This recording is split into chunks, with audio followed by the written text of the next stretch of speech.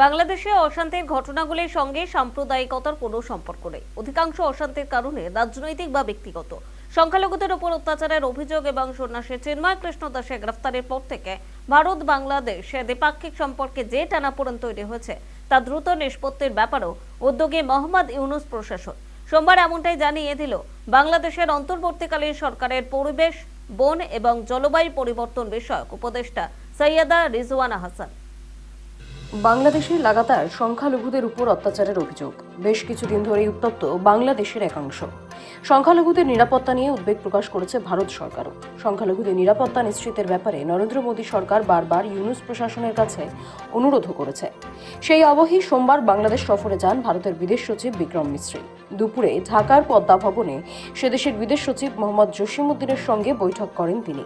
তারপর যমুনা ভবনে ইউনূসের সঙ্গে বৈঠক করেন ভারতের বিদেশ সচিব। দুদেশের সম্পর্কের ভিতর তৈরি হওয়া মেঘ কাটানোর জন্য ভারতের বিদেশ সচিব বাংলাদেশ সরকারের কাছে অনুরোধ করেছেন। বাংলাদেশও এ ব্যাপারে আশ্বাস দিয়েছে। এ প্রসঙ্গে বাংলাদেশের অন্তর্বর্তী সরকারের প্রধান উপদেষ্টা মোহাম্মদ ইউনূসের সঙ্গে ভারতের বিদেশ সচিবের বৈঠকের পর বাংলাদেশের অন্তর্বর্তীকালীন সরকারের পরিবেশ, বন এবং জলবায়ু পরিবর্তন বিষয়ক উপদেষ্টা সৈয়দা রিজওয়ানা হাসান বলেন, অপপ্রচার চলছে। যা ঘটনা ঘটছে সেগুলি যে সাম্প্রদায়িক কারণে নয়, কখনো কখনো ব্যক্তিগত স্তরে ঘটছে। বেশিরভাগ ক্ষেত্রেই রাজনৈতিক। রিজওয়ানা বলেন, এই সব ঘটনার সঙ্গে বাংলাদেশ সরকারের কোনো সম্পর্ক নেই। সরকার কখনোই এই সব বরদাস্ত করে না। অভিযুক্তদের বিরুদ্ধে আইনত ব্যবস্থা নেওয়া হচ্ছে বলে দাবি করেন তিনি।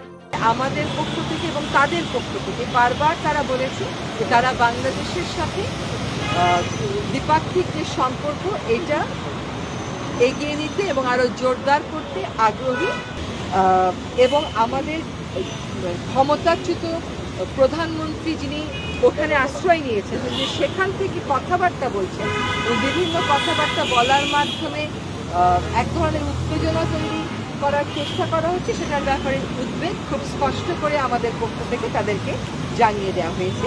এবং বিভিন্ন অপপ্রচার, এই যে বিভিন্ন রকমের কর্মকাণ্ড সেখানে হচ্ছে, যেগুলো আমাদের দেশের যে একটা ইমেজ আছে সম্প্রীতির একটা দেশ বলে, সেটাকে প্রশ্নবিদ্ধ করছে। আমাদের এই যে জুলাই আগস্টের যে অভ্যুত্থান, এটাকে প্রশ্নবিদ্ধ করছে। এগুলোর ব্যাপারে তাদের বক্তব্য হচ্ছে এইগুলোর ক্ষেত্রে ভারতীয় সরকার কোনোভাবেই দায়ী না, এবং সরকার আসলে এগুলো করছেও না, এগুলো ওনও করছে না। এগুলো হচ্ছে বিভিন্ন, এটা হচ্ছে মিডিয়ার বা বিভিন্ন সংগঠনের পক্ষ থেকে করা হচ্ছে। আরেকটা আমাদের পক্ষ থেকে বলা হয়েছে যে যতগুলো ঘটনা ঘটেছে সেগুলোকে সাম্প্রদায়িক দেখানোর সুযোগ খুবই কম। সেগুলো হচ্ছে কখনো কখনো ব্যক্তিগত বিরোধ, বেশিরভাগ ক্ষেত্রে হচ্ছে রাজনৈতিক বিরোধ। এবং আমাদেরও স্পষ্ট অবস্থান হচ্ছে যে বাংলাদেশ সরকার না এটার অংশ, না এটা কোনোভাবে বরদাস্ত করছে। যেখানে যেখানে এরকম অভিযোগ এসছে, যাদের বিরুদ্ধে অভিযোগ, তাদের বিরুদ্ধে আইনগত ব্যবস্থা গ্রহণ করা হয়েছে। বিভিন্ন কারণে যে আমাদের সম্পর্কের মধ্যে একটা মেঘ এসছে, এই মেঘটা দূর করতে হবে। এবং এই মেঘটা আমরাও বলেছি দূর করতে হবে, তারাও বলেছেন দূর করতে হবে, এবং আমরা একই সাথে তারা এবং আমরা একমত হয়েছি যে আমাদের পারস্পরিক স্বার্থ সংশ্লিষ্ট আরো অনেক বিষয় আছে। ভিসার বিষয়ে উপদেষ্টা বলেন, ভারতের পক্ষ থেকে প্রতিশ্রুতি দেওয়া হয়েছে ভিসা বাড়ানোর উদ্যোগ তারা গ্রহণ করবে। ভিসা দেওয়াটা যেহেতু কমিয়ে রাখা হয়েছে, এটা অনেক অসুবিধার সৃষ্টি করছে। তাদের পক্ষ থেকে আমাদেরকে প্রতিশ্রুতি দেওয়া হয়েছে যে ভিসা বাড়ানোর তারা উদ্যোগ গ্রহণ করবে। বাংলাদেশের নির্বাচন প্রসঙ্গে উপদেষ্টা বলেন, নির্বাচন অবাধ, স্বাধীন এবং নিরপেক্ষ হবে এবং একটা গণতান্ত্রিক দেশের দিকে যাত্রা শুরুর জন্য বাংলাদেশ সরকার বদ্ধপরিকর। নির্বাচনের প্রশ্নে আমরা স্পষ্ট অবস্থান করেছি যে আমাদের নির্বাচন অবশ্যই ফ্রি হবে, আমাদের নির্বাচন অবশ্যই ফেয়ার হবে, এবং একটা গণতান্ত্রিক দেশের দিকে যাত্রা শুরু করার জন্য বর্তমান সরকার বদ্ধপরিকর। এ বিষয়ে সকলেই আমাদের পাশে থাকবে, আমাদেরকে সহায়তা করবে এবং একসাথে কাজ করে যাবেন বলে তাদের প্রতিশ্রুতি দেন। ভারত ও বাংলাদেশ দ্বিপাক্ষিক সম্পর্ক নিয়ে নয়াদিল্লির কি অবস্থান তা স্পষ্ট করেছে বিক্রমও। বাংলাদেশের বিদেশ সচিব মোহাম্মদ জসিমউদ্দিনের সঙ্গে বৈঠকের পর তিনি বলেন, বাংলাদেশের সঙ্গে ইতিবাচক, গঠনমূলক এবং উভয়ের জন্য লাভজনক সম্পর্ক চায় Bharat.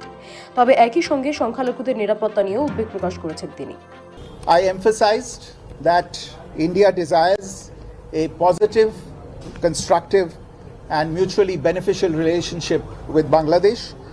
We have always seen in the past, and we continue to see in the future, this relationship as a people-centric and people oriented relationship, one that has the benefit of all the people as its central motivational force. This is reflected on a daily basis in the development projects that have been executed on the ground in Bangladesh and that continue to be developed. And I conveyed our concerns, including those related to the safety and welfare of minorities. এবার ভারত বাংলাদেশের মধ্যে ইতিবাচক, গঠনমূলক এবং উভয়ের জন্য লাভজনক সম্পর্কের বিষয়ে ইতিবাচক প্রক্রিয়া দিল বাংলাদেশও। তবে প্রশ্ন হলো, দুপক্ষের এই ইতিবাচক প্রতিক্রিয়ার ফল কি ইতিবাচক হবে? উত্তর দেবে সময়। ব্যুরো রিপোর্ট, সময়, কলকাতা।